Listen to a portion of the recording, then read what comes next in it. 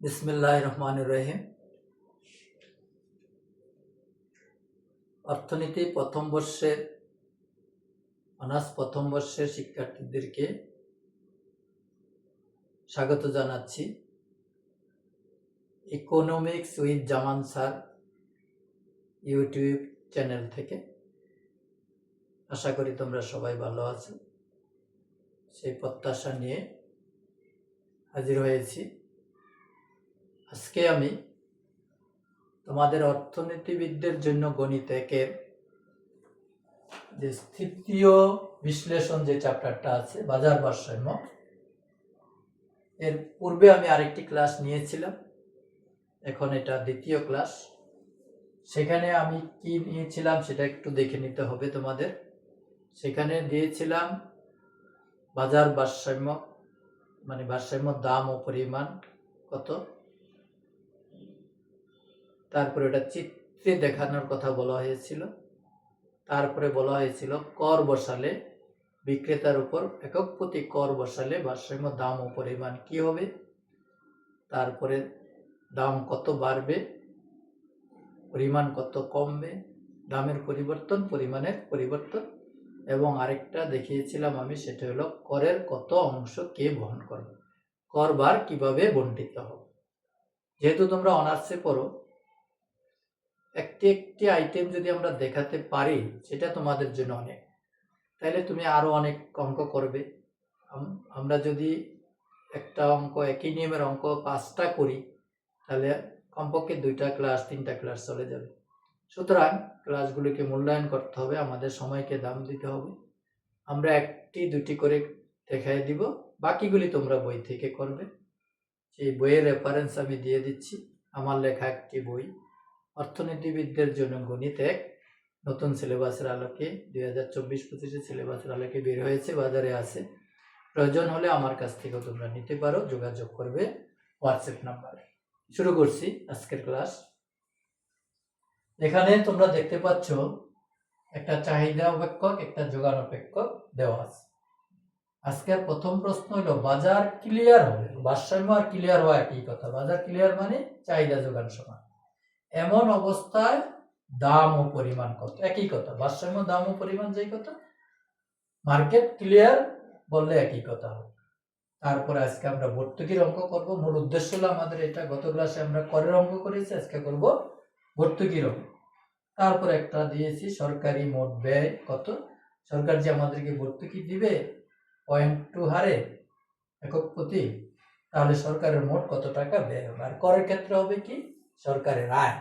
সেটা আমি করাই নাই, তবু আজকে এই অঙ্কের শেষে যদি সময় পাই আমি করের ক্ষেত্রে কি হবে, সরকারের রাজস্ব, সেটা আমি বলে দেবো। আর ভর্তুকিটা পারলে, সরকারের আয় যদি আমরা পারি, তাহলে ব্যয়টাও পারবো।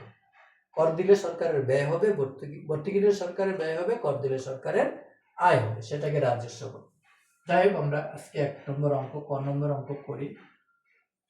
তাহলে বাজার ক্লিয়ার অবস্থায় আমরা জানি কি, QD সমান সমান QS, 16 - 2P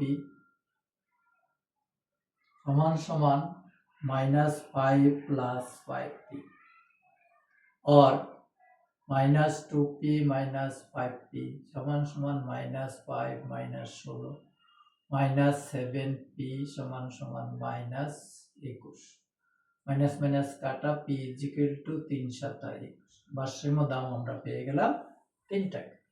এটা যে কোনো একটা বসায় দিলে হবে, QS আমরা বসায় দিই -5 + 5 × 3, 3 × 5 = 15, 5 গেলে 10, তাহলে Q বার = 10, P বার = 3। প্রথম অংশ আমাদের শেষ। আগের মতো গত ক্লাসে আমরা এটাই করেছিলাম। এরপরে হলো খ, এটা নিয়ে আমরা বেশি সময় লস করলাম না, যেটা আগে করা আছে। বাজার ভারসাম্যের অঙ্কে প্রথমেই থাকে ভারসাম্য দাম কত, পরিমাণ কত। অনেক অঙ্কে এটা না বললেও বের করতে হয়, আর বললে তো বের করতে হবেই। একই নিয়ম, চাহিদার যোগান সমান দেখে আমরা এর মান পাবো, এটা যে কোনো একটাতে বসাই দিলে আমাদের পরিমাণ হয়ে যাবে। এখন হলো ভর্তুকির কথায় আমরা আসি। তাহলে ভর্তুকি হলো কত, সাবসিডি হলো 0.2 একক প্রতি। গত ক্লাসে আমরা বলছি, গত ক্লাসে এখানে ছিল কর টি, ছোট হাতের টি, ছোট হাতের টি হলো ট্যাক্স হার আর ছোট হাতের এস হলো ভর্তুকির হার। কর বসালে আমরা বলছিলাম যোগান অপেক্ষকের দাম থেকে করটা মাইনাস আর ভর্তুকির ক্ষেত্রে হবে প্লাস। গত ক্লাসের লাস্টে আমি বলে দিয়েছিলাম ভর্তুকি বসালে প্লাস হবে। তাহলে ভর্তুকি বসালে যোগান অপেক্ষকটা আমাদের চেঞ্জ হয়ে যাবে, -5 + 5 × p + 0.2। এই যে ভর্তুকিটা যোগ হয়ে গেল, -5 + 5p 5 দুগুণে 10 মানে 1। তাহলে এখানে কি হবে, এটা যোগ বিয়োগ করলে -4 + 5, ভর্তুকির পরে যোগান অপেক্ষক এটা হয়ে গেল। আমরা বলেছিলাম যে কর বা ভর্তুকি বসানোর পরে আমরা মনে রাখবো এটা 3 টাকা, এটা 10 টাকা। আমি লিখে রাখি p বার = 3, q বার = 10। এটা আমাদের লাগবে, এটা আমাদের লাগবে। হতে চলে যাচ্ছে আমরা। এখন আবার চাহিদা আর যোগান, নতুন যোগান অপেক্ষক সমান দেখাবো। তাহলে চাহিদা কত, 16 - 2p সমান সমান -4 + 5p,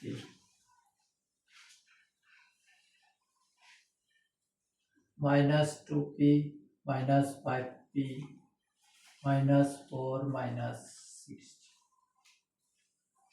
-7p সমান সমান -20, p = 20/7।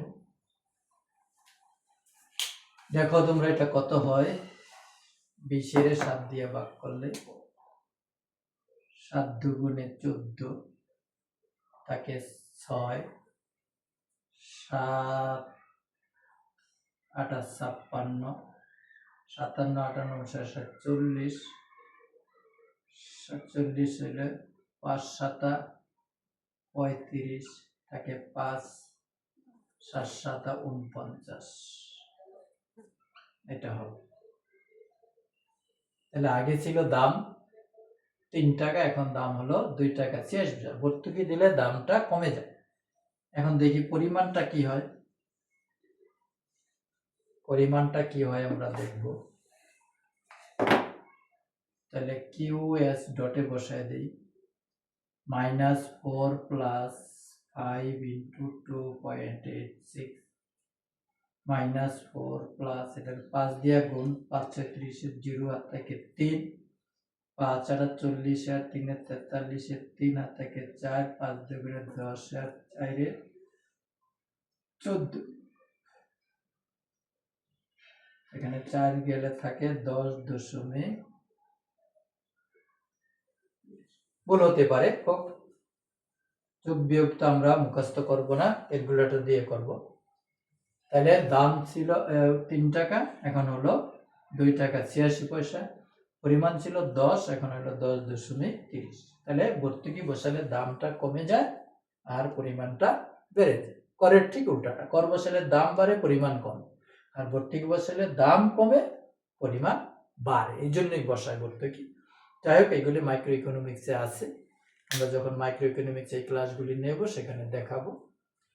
তাহলে এখন আমাদের এই দ্বিতীয় অংশটা চলে গেল, একক প্রতি 0.2 হারে ভর্তুকি দিলে দাম ও পরিমাণ কি হবে, কত হবে। তাহলে দাম হবে এত, পরিমাণ হবে এত। আমরা লিখে দেব সুন্দর করে যে একক প্রতি 0.2 হারে ভর্তুকি বসালে দাম হবে 2 টাকা 86 পয়সা এবং পরিমাণ হবে 10.30 এরপরে বলেছে 3 নম্বরে, গ নম্বরে, সরকারি মোট ব্যয়, সরকারের মোট ব্যয় গত, সরকারের মোট ব্যয়, মোট ব্যয়টা কত হবে। তাহলে এখন একটা দ্রব্যের উপর ভর্তুকি কত, 0.2 ইনটু ভর্তুকি বসানোর পরে দ্রব্য বিক্রি হলো কয়টা, পরিমাণ কত, 10.3। দেখো বুঝার বিষয় আছে, একটা দ্রব্যের জন্য ভর্তুকি দিবে কত, 0.2। তাইলে দ্রব্য বিক্রি হলো কয়টা, 10.3। তাইলে সরকারকে মোট দিবে কত, সরকার মোট দিবে কত জনগণকে, এইটাতে আমরা গুণ করে দিই। গুণ করে দিলে যা হয় সেটাই হবে। তোমরা দেখো গুণ করলে কত হয়, 0.6 + 2 = 20। মনে হয় এটা হবে,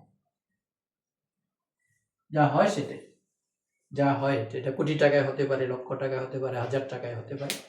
এটা গুণ করে দাও ক্যালকুলেটর দিয়ে, যা হবে সেটি। তাইলে ভর্তুকির ক্ষেত্রে হবে মোট ব্যয়, ভর্তুকি দেয় কে, সরকার, এই জন্য সরকারের এটা হবে ব্যয়।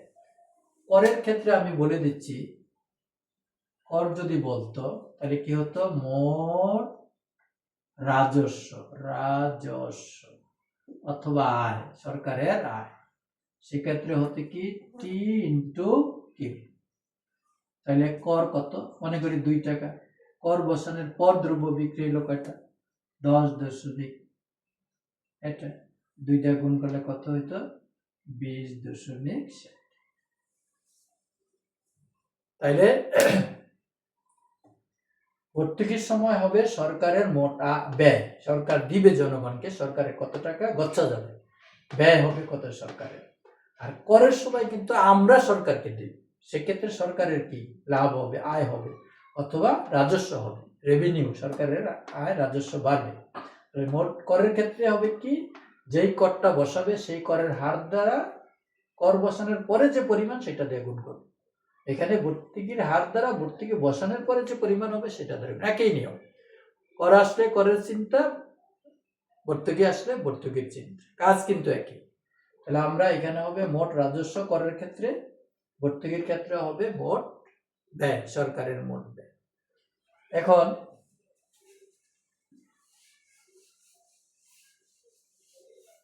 এটার সাথে যদি আমাদের এইখানে বলতো যে এই যে প্রতি এত টাকা হারে ভর্তুকি দিল, এই ভর্তুকি দেওয়াটার পরে সেটা চিত্রে দেখো, ভর্তুকি দেওয়ার পরে চিত্রটা আমি সংক্ষেপে একটা দেখাচ্ছি, কর আর ভর্তুকি, ভর্তুকির পরের চিত্রটা কি হবে। তাহলে প্রথম আমরা একটা চাহিদা রেখা মুখস্থ আঁকলাম, একটা যোগান রেখা মুখস্থ আঁকলাম। প্রথম দাম কত, পরিমাণ কত। প্রথম দাম আমাদের কত ছিল, 3 টাকা ছিল, পরিমাণ কত ছিল, 10 ছিল। এখন ভর্তুকি দেওয়ার পরে কি হলো, ভর্তুকি দেওয়ার পরে এই যোগান রেখাটা এদিকে চলে আসলো, সেখানে দাম হলো কত, 2 টাকা 86 পয়সা, আর পরিমাণ হলো কত, 10.।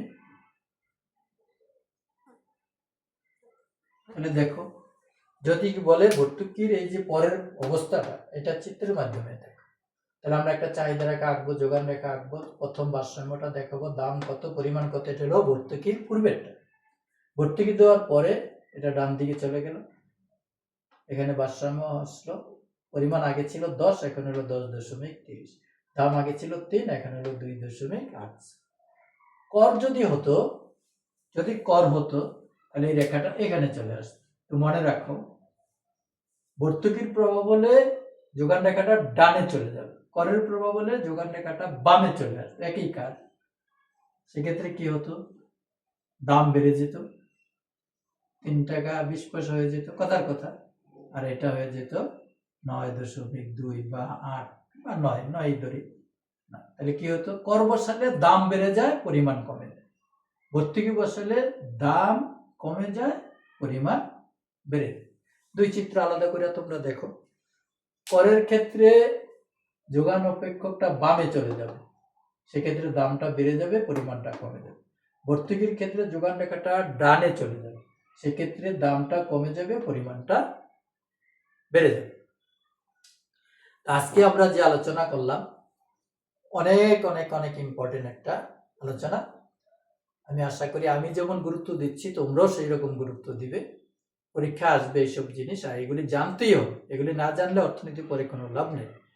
তাইলে চাহিদা যোগান দেওয়া আছে। প্রথম হলো ভারসাম্য দাম পরিমাণ কত, এখানে লেখছে বাজার ক্লিয়ার হবে এমন অবস্থা।